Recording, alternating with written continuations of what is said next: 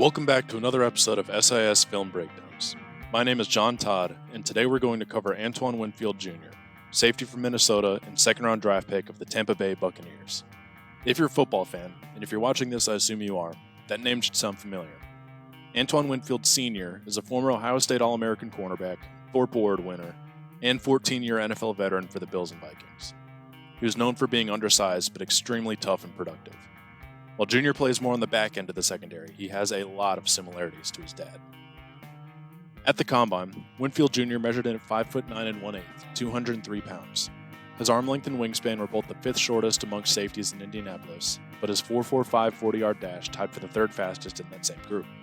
His jumping numbers were respectable as well, showing how he can make up for his lack of height with the ability to meet taller targets in the air. But most importantly, much like his father, his eye discipline, instincts, and overall ability to read and react and beat players to the spot help him overcome any perceived size disadvantages. Not to mention he's an impactful tackler in run defense. He seems destined to outperform his draft stock, despite slipping some because of his size and checkered injury history, which includes season-ending hamstring and foot injuries that led to his fourth-year sophomore status. So let's dive into his film. We're going to use clips from his 2019 games against Fresno State, Purdue, Penn State, and Iowa. To start things off, let's check on his technique and instincts against the run. This first play has Winfield rolled down as an overhang to cover a tight end in the slot. A consistent trend we'll see with Winfield is how his eyes are always in the backfield, and he uses peripheral vision to sense what's going on around him.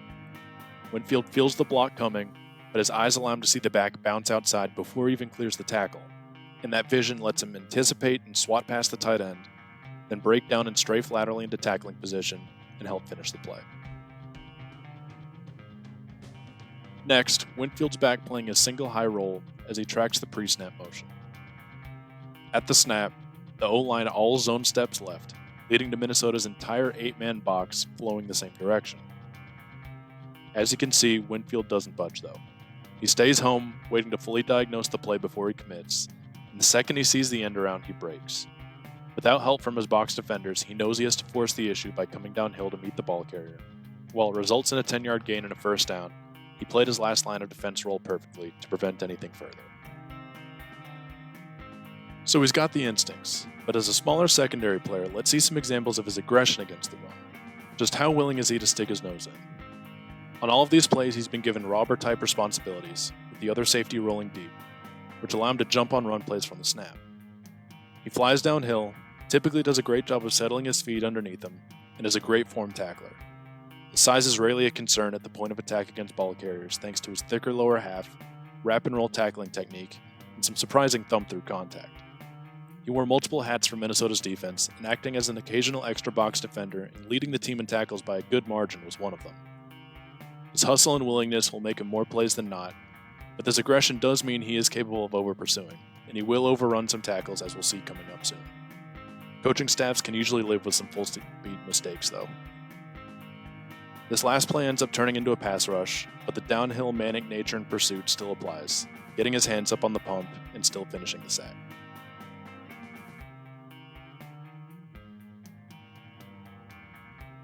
Here we'll see him line up in a single high and diagnose the run before he breaks.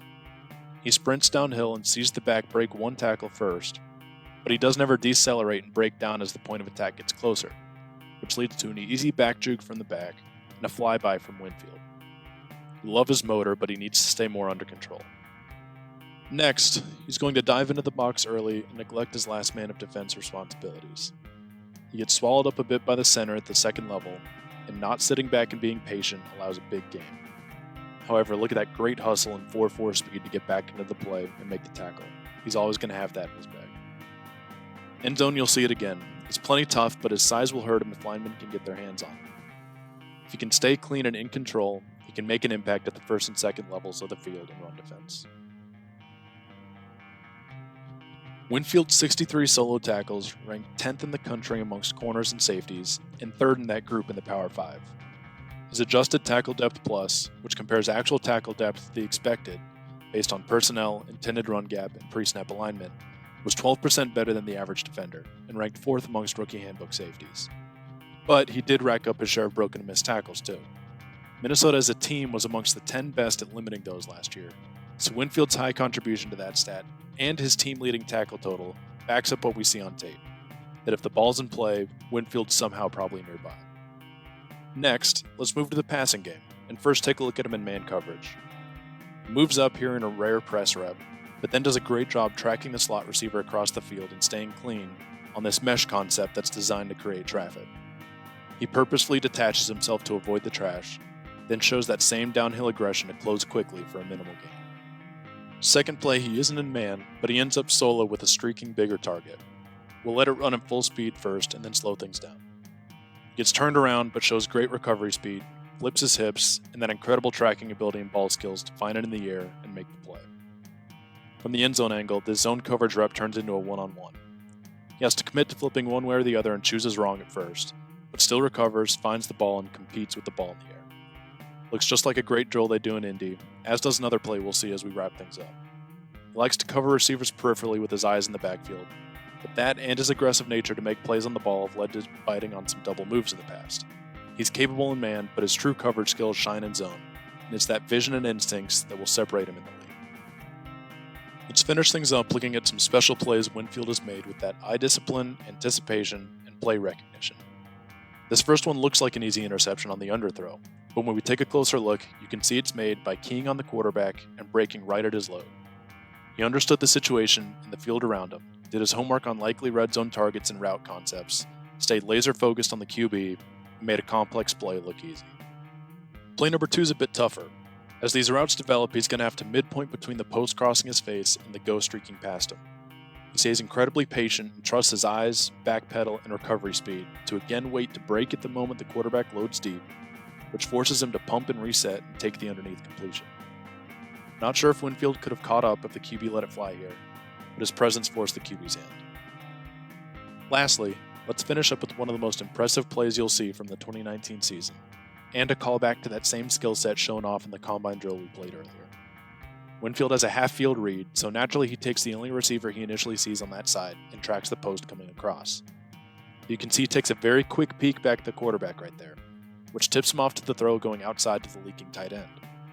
He flips his hips all the way around, finds the ball in the air, and ends the game in double overtime with his team up by 3, saving Minnesota from a game-winning touchdown.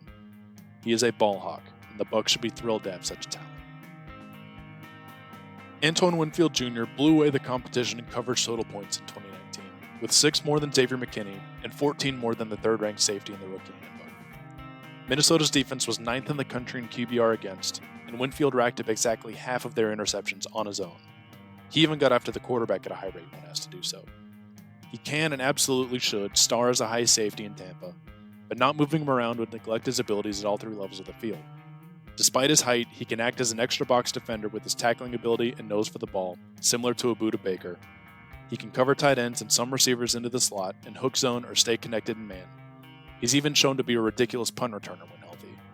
But his range, instincts, eye discipline, and knack for making plays on the ball will allow him to see the field early and often in the back end, and hopefully lead to a career as long and successful as his dad's. Thanks for watching SIS Film Breakdowns. Make sure to go get the SIS Football Rookie Handbook for all the answers on who your favorite team drafted. Register for a free trial of the SIS DataHub for all of these stats and more. And don't forget to tune into the Off the Charts Football Podcast. Until next time, I'm John Todd.